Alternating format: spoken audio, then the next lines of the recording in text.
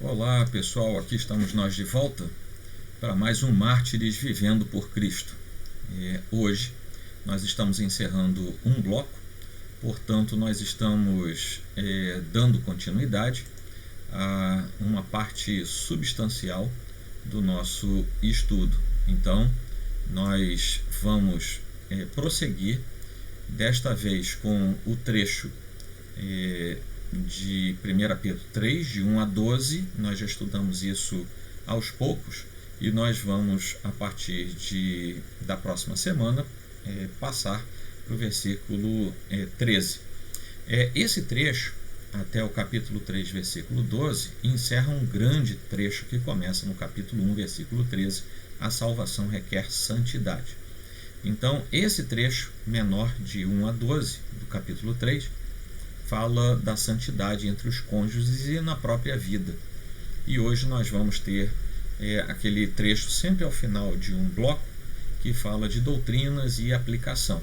Hoje, como nós já vimos algumas doutrinas ao longo do passar desse tempo, nós não vamos dar o foco em doutrina, mas sim em aplicação nesse trecho de 12 versículos. Então, eu gostaria de convidar você a fazer a leitura desse trecho que está aí exposto na nossa tela, e esse trecho menor vai ser exatamente aquele que vai nos servir de base para o nosso estudo de hoje, né? Que é um estudo de lembrança, é um estudo de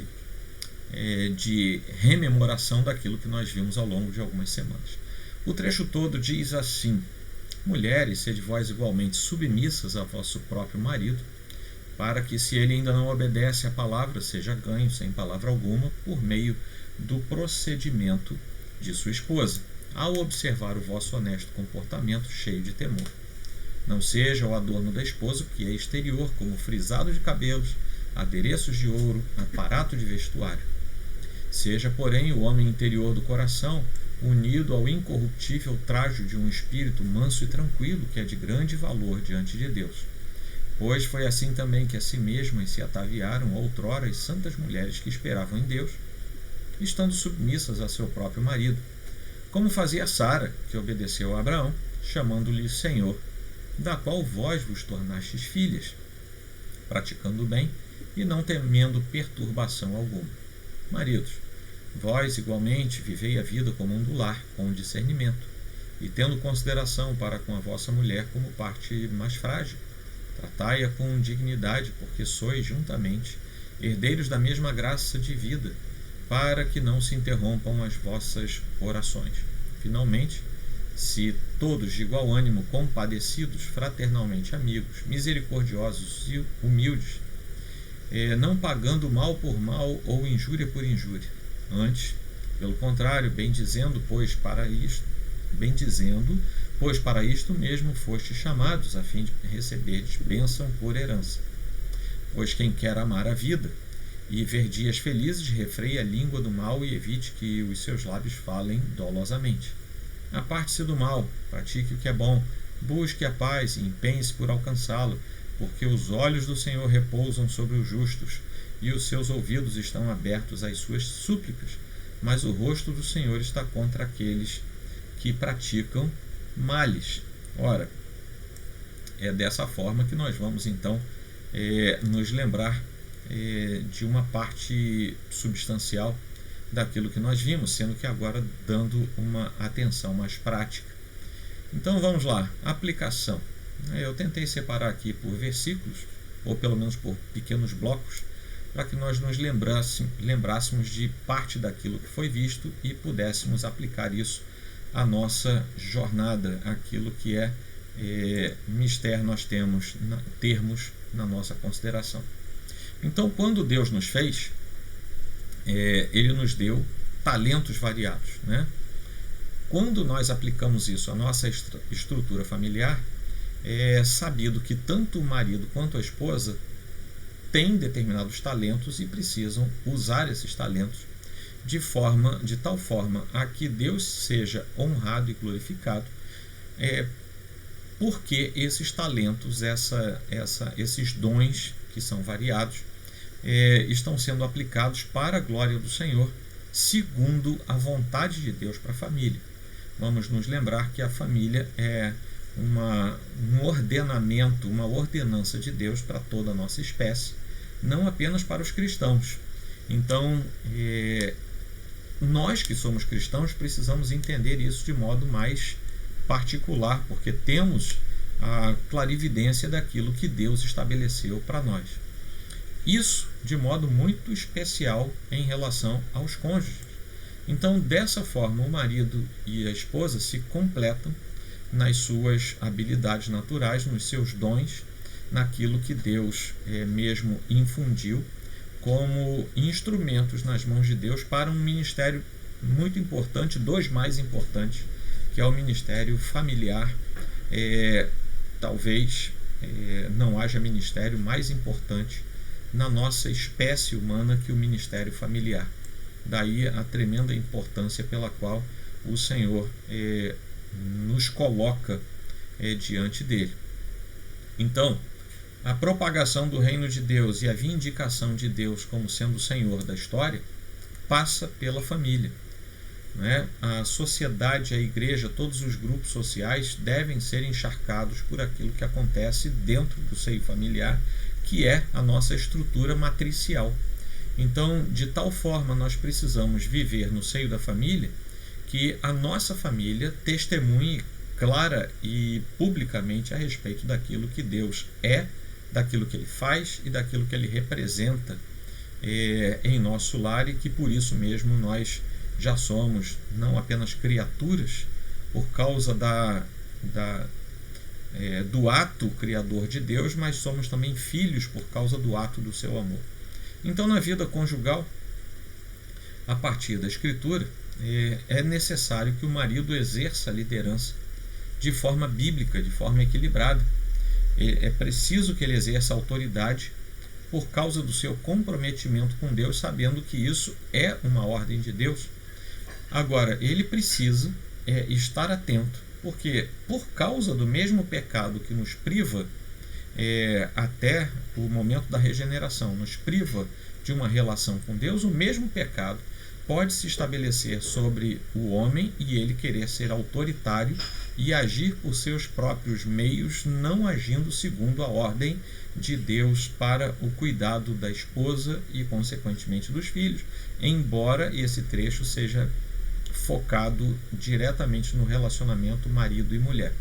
Então, o homem que consegue exercer autoridade, ser um líder da sua família, ele, na verdade, está sendo obediente àquilo que Deus estabeleceu. Isso exige uma contrapartida, que é a esposa entender que isso vem da parte de Deus. Então, essa autoridade, essa liderança precisam ser exercidos de tal forma que a sua esposa seja plenamente cuidada por ele, agasalhada por ele, receba sobre si o afeto, o carinho e os cuidados que o marido deve dispensar à sua esposa. Então a esposa deve também se esforçar e lutar a fim de apoiar o seu marido para que ele cumpra bem a sua tarefa. Ou seja, enquanto o marido tenta liderar, tenta exercer autoridade, se a mulher for uma mulher que anda contra os estamentos divinos, ela vai também querer exercer uma fala, uma voz e um talento que não provém de Deus, mas que provém da carne ou do inimigo. Então, se ela é serva de Deus, ela vai cumprir o seu papel e será auxiliadora idônea do seu marido. Ela não vai tentar ser o marido, ela vai tentar ser a esposa, porque esses são os papéis, marido e esposa. Sendo auxiliadora idônea do seu marido, o seu marido conseguirá obedecer a Deus, e ela também. Haverá harmonia no seio familiar, e isso redundará em glória ao próprio Deus. Dentro da família, portanto, nós observamos que marido e esposa praticam a igualdade como seres humanos perante Deus e perante a sociedade. Só que eles têm papéis diferentes, têm atribuições diferentes e têm vocações diferentes. E isso tudo exige que eles cumpram os seus papéis também de modo diferente. É quando a gente quer misturar isso que não dá certo, né? De jeito nenhum. Nos versículos 3 e 4, nós vemos Pedro fazendo uma colocação muito interessante, e aí especialmente para as mulheres, talvez porque elas precisem um pouco mais dessa observação do que os homens. É uma suposição. Ele fala daquilo que vai do lado de fora, daquilo que se coloca externamente, que muitas vezes é chamativo. E embora a gente viva dias aí dos famosos homens metrosexuais, né? Homem fazendo sobrancelha, raspando axila, fazendo coisas estranhas no cabelo, tal. Não quero dizer nada de diferente nisso. Cada um interpreta como quiser, mas o fato é que isso não é muito normal, né? Mas as pessoas querem achar normal isso tudo. O problema é que, assim como com relação às mulheres, isso seria uma advertência também para os homens. No entanto, como lá no tempo de Pedro parece que os homens tinham mais cara de homem, então ele fala só para as mulheres, né, que talvez precisassem um pouco mais disso aí. Pedro não está condenando o fato de você se enfeitar, se arrumar. O cuidado pessoal é devido, é muito bem aceito. O problema é quando você usa essa coisa externa para esconder algo que está dentro. E é isso que ele critica, né? Por que isso? Porque tudo que você põe do lado de fora acaba com o tempo. As joias podem ser roubadas, podem ser perdidas, podem se desgastar. O cabelo vai desfazer, né? As mulheres aí que vão a salão e fazem cabelo se arrumam todas, por exemplo, para um casamento, para uma festa, passam a noite na festa com o cabelo todo arrumadinho. Quando vão dormir de noite, aquilo desmonta. É assim mesmo, né? E ninguém cria uma estátua, você só se arruma. O problema é que isso não deve substituir nem esconder algo que está do lado de dentro, né? E Pedro ali ele diz há algo diferente que acontece dentro, que isso pode transformar, inclusive ganhar o seu marido, né? Ou seja, não precisa isso tudo. Porque o que se vê por fora, o que você faz por fora, com o tempo se vai. Mas aquilo que há dentro é incorruptível, é um caráter, tem um caráter eterno, porque está no coração, é algo de transformação de caráter, é algo de transformação de coração. Isso pode até mesmo ganhar o seu marido se ele ainda não for cristão. É essa tese que Pedro coloca ali ainda no início desse trecho, nos versículos 3 e 4, quando ele fala disso. Ou seja, aquilo que está dentro, conforme o tempo passa, e se você se aproximar ainda mais de Deus, é o contrário. Ao invés de aquilo se desgastar, aquilo se torna melhor, mais intenso, mais viçoso, e aquilo vai dar frutos além do que você possa imaginar. Porque o que está no coração, diferentemente do que está do lado de fora, aquilo cresce, aquilo amadurece, aquilo dá frutos. E é isso que deve ser a primazia da sua busca. Com isso, Pedro está dizendo: continue se arrumando, continue se enfeitando, não tem problema nenhum. Mas antes de fazer isso pelo lado de fora, faça isso pelo lado de dentro. Tá bom? Então, essa é a ideia de Pedro. Bom, de versículos 5 e 6, Pedro aplica alguns exemplos do passado para trazer a atenção das mulheres do seu tempo de volta. Então, ele se refere a Sara, a mulher de Abraão, né, que como alguém que deixou um exemplo digno de ser seguido pelas mulheres do seu tempo e também pelas mulheres do nosso tempo. Novamente, assim como Pedro não está condenando o enfeite externo, mas está dizendo o enfeite externo vale menos do que o interno, Pedro também não está dizendo nem para as mulheres do primeiro século e nem para as mulheres do século 21 vocês têm que fazer o que Sara fez, ou seja, chamem o seu marido de Senhor, né? Então, aqui em casa, por exemplo, eu daria uma ordem para Roberta: bom, olha, você a partir de hoje você tem que dizer sim, senhor, não, senhor, para mim. Não é isso que Pedro está falando. Pedro está dizendo que por detrás da forma como Sara se referia a Abraão e como ela se dirigia a ele, denotava que ela tinha um coração submisso, que é exatamente o início da ordem que Pedro dá. O seu coração deve ser submisso ao fato de que Deus colocou o seu marido como cabeça, o seu marido como autoridade sobre a família, e siga aquilo que o seu líder propuser a você. Ele vai fazer isso em amor, cuidando de você como parte mais frágil, que é o que nós vamos ver aqui no versículo 7, né? O próximo versículo. Nós já estudamos isso e vamos agora rever na parte prática. Ora, as mulheres que fazem assim, elas não devem ter receio de nada, porque elas estão obedecendo ao que está na Escritura. Então, é simples. Você quer ter uma vida conjugal tranquila? Maridos, saibam tratar as suas esposas com o amor devido e com a entrega da sua vida. Mulheres, vocês querem ter uma vida conjugal feliz, tranquila? Reconheça quem você é diante de Deus e reconheça que Ele colocou o seu marido como autoridade sobre a sua vida. É simples. O problema é que, por conta da natureza do nosso tempo, isso recebe diversas oposições, nenhuma delas partindo da Escritura, mas todas elas partindo do certame deste mundo. Agora chegamos ao versículo 7.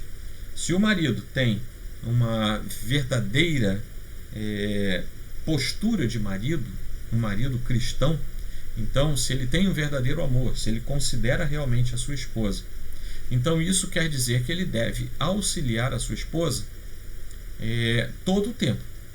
Ele precisa, por exemplo, corrigir a sua esposa se for necessário. Sim, ele deve fazer isso. A sua esposa, aí vamos voltar para Coríntios. A mulher fique calada na igreja. O que isso quer dizer? Nada. Não quer dizer que a mulher não possa falar na igreja, não quer dizer que ela não possa orar. E eu falo isso porque tem uns grupos aí que são radicais, que a mulher não pode nem cantar hino na igreja, não pode abrir a boca, porque senão ela está desobedecendo 1 Coríntios, 2 Coríntios e outros textos, principalmente 1 Coríntios. Ora, de onde é que esse pessoal tirou isso? É de uma exegese mal feita. É de uma inculturação que não procede do universo pagão, mas procede de um universo de exageros dentro da própria Escritura. Qualquer exagero é um abismo que se abre. Então, mas é isso aqui que lá está dizendo. A mulher fica calada na igreja, quer dizer isso aqui: olha, você tem alguma dúvida? Recorra ao seu marido, porque ele deve ter obrigação de responder a você. Aí tem o outro lado do marido. Se você não sabe responder a sua mulher diante das dúvidas que ela traz a você, se o seu marido, se você como marido não sabe empreender uma correção doutrinária e de vida cristã à sua esposa, você está errado. Você precisa correr atrás, você precisa sair da inércia, você precisa ter palavra de resposta para sua esposa. Kistemacher diz o seguinte: suponhamos que a esposa aceite uma determinada doutrina que é contrária aos ensinamentos da Escritura. O marido deve instruí-la com entendimento, que é isso que está escrito lá no versículo 7, né? Diz assim, deixa eu ler aqui para vocês: maridos, vós igualmente vivei a vida comum do lar com discernimento e tendo consideração para com a vossa mulher como parte mais frágil, tratai-a com dignidade, pois sois juntamente herdeiros da mesma graça de vida, para que não se interrompam as vossas orações. Ora, esse discernimento aqui é isso que quer dizer entendimento. Se você não entende a palavra de Deus, se você não entende a doutrina do Senhor, como é que você vai discernir para ensinar? Então, certamente que sim, ele deve corrigi-lo. Ele é responsável por ajudá-la a entender a mensagem e a aplicação da palavra de Deus. Aqui termina a fala de Kistemacher. Mas isso não o torna mais esclarecido que ela, a menos que ele também cumpra o seu papel de estudar e orar ao Senhor, a fim de suprir seu lar com a explanação da Escritura sempre que necessário. Ou seja, o marido tem que ser sempre o mais esperto e o mais teologicamente instruído. seria até desejável para poder ele instruir sua esposa. O problema é que tem um monte de marido dentro da igreja que peca também nesse particular e se torna um leniente, um preguiçoso, se torna alguém que não estuda. E a esposa prossegue estudando e daqui a pouco ela, ao invés de demandar auxílio dele, ela vai inverter os papéis e ela vai auxiliá-lo no esclarecimento da palavra de Deus, invertendo esse papel. E o marido, que deveria ser o primeiro pastor da sua família, torna-se, na verdade, o primeiro membro, e a pastora é a esposa dele. Essa inversão de papéis é contagiosa. É contagiosa. Por que isso? Aí a gente olha para dentro da igreja, e agora eu vou falar para os homens da igreja que me ouvem. Tá? Se eu não vou falar agora para homem de outra igreja, eu vou falar para nós. Homens têm sido preguiçosos. E eu imagino que os homens que aparecem lá na igreja são os mesmos homens que também têm preguiça na sua casa. Homens não são proativos. Obviamente que eu estou fazendo exceção aqui às raras e belas figuras que aparecem no meio da nossa igreja. Mas, no geral, os homens não são proativos. Se a gente não pedir, não faz nada. As mulheres se oferecem. Eu imagino que isso seja a sombra do que acontece dentro de casa. Homens letárgicos, homens preguiçosos, homens lenientes, que levam para dentro da igreja aquilo que fazem nas suas casas. E isso é um problema. Aí você entende porque tem tanta igreja virando igreja feminista. Porque o homem não faz nada. Né? E, por favor, não entendam isso como recado para ninguém. Diáconos são letárgicos, presbíteros são letárgicos, pastores são letárgicos. O que acontece? As mulheres vêm e tomam o lugar.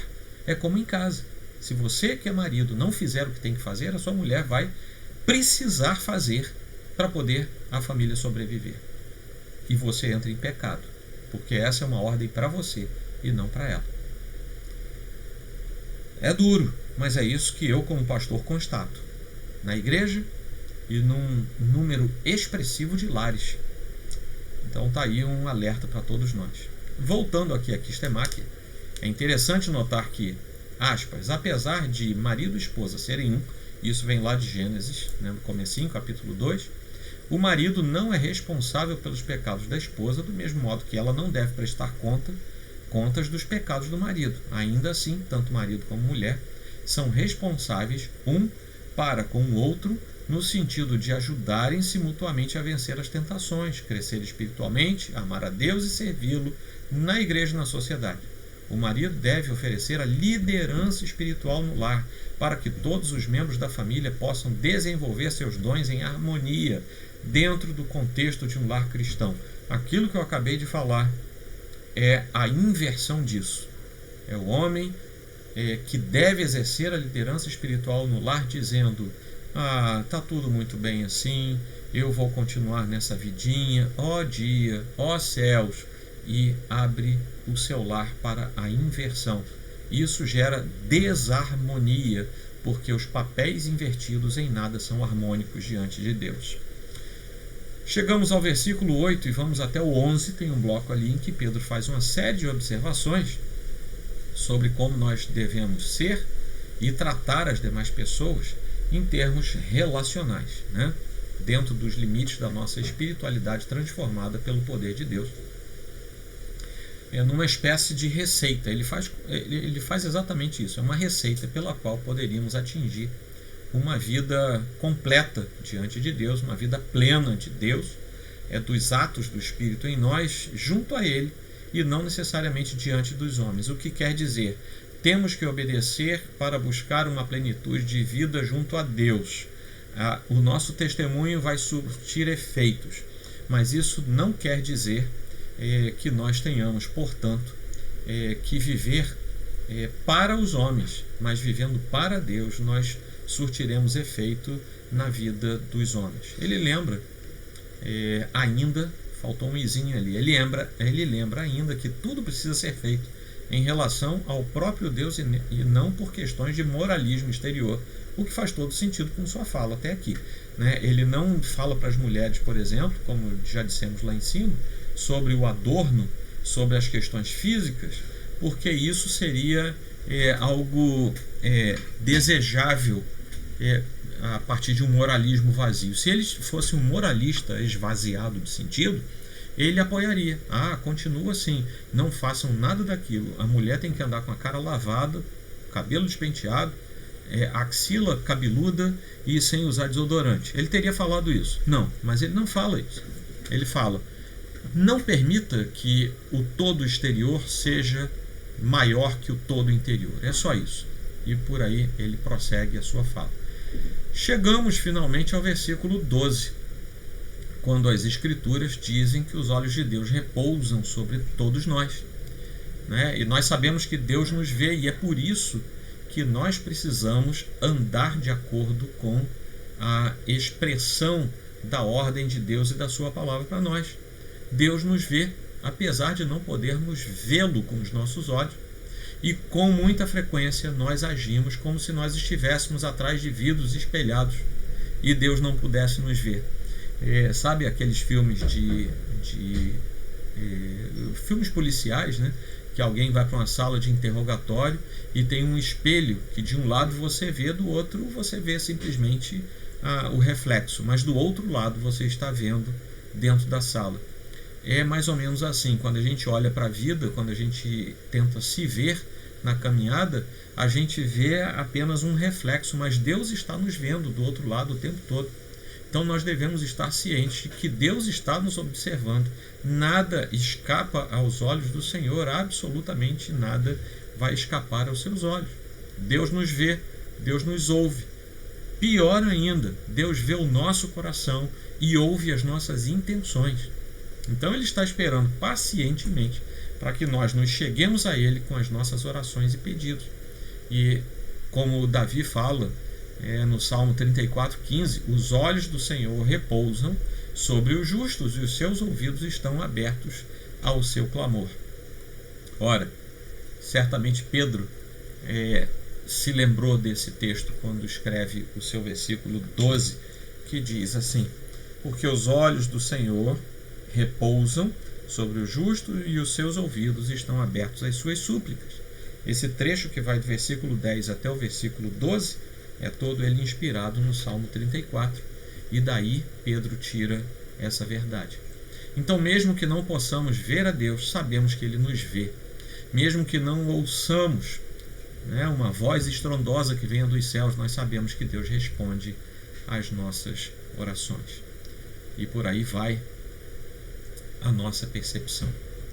Bom, gente, estamos chegando já ao final. Eu vou apenas fazer aqui, como sempre fazemos ao final de tudo, eu vou fazer uma leitura, aquilo que nós chamamos de texto fácil, né? Em que vou fazer uma leitura daquilo que nós lemos, daquele trecho que nós lemos, só que usando a nossa percepção e, enfim, as ferramentas de que dispomos. Nós vamos usar também, vamos reescrever o texto, a fim de que ele se torne mais contemporâneo para nós.